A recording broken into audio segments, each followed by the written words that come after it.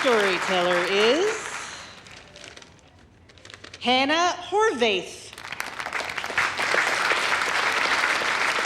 Wait, you can't bring those up. But they're my prompts. What are you, an idiot? No, you'll get disqualified. No notes. Okay. Thank you. Oh, I'm sorry.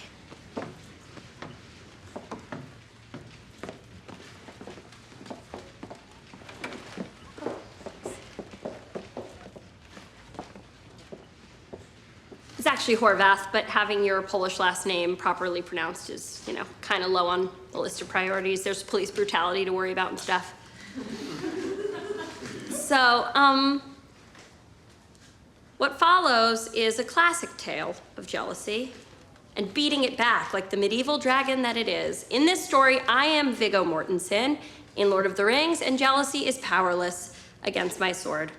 And this begins the way all stories of jealousy do, all great stories of jealousy, which is with my ex-boyfriend and my best friend fucking. And this is not just any best friend. This is a best friend who I would say looks like Brigitte Bardot had a baby with a mermaid.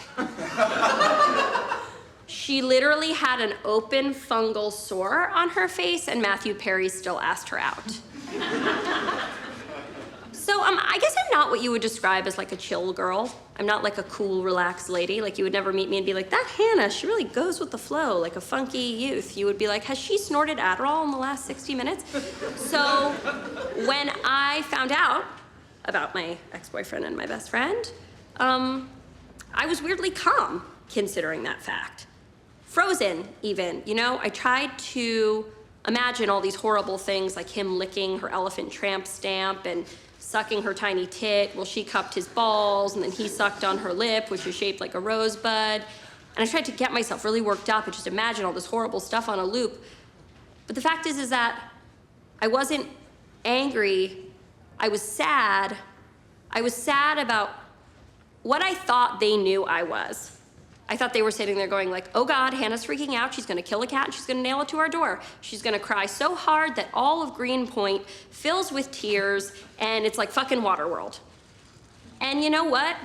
They weren't wrong. I had to fight really, really hard not to be that girl.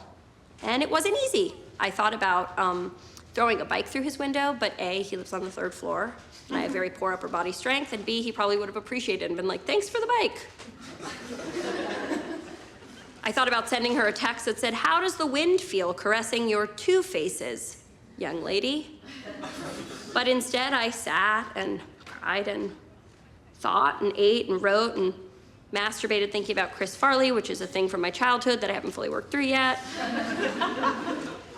But when I heard tonight's theme was jealousy, I knew that I needed an end to my story.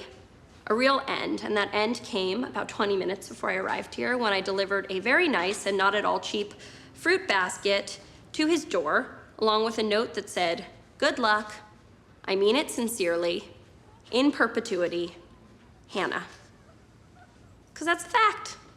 You know, I'm Hannah forever, no matter what I do, no matter whether I, you know, start a new nuclear missile crisis with my emotions or just sit back and chill and give someone a fruit basket.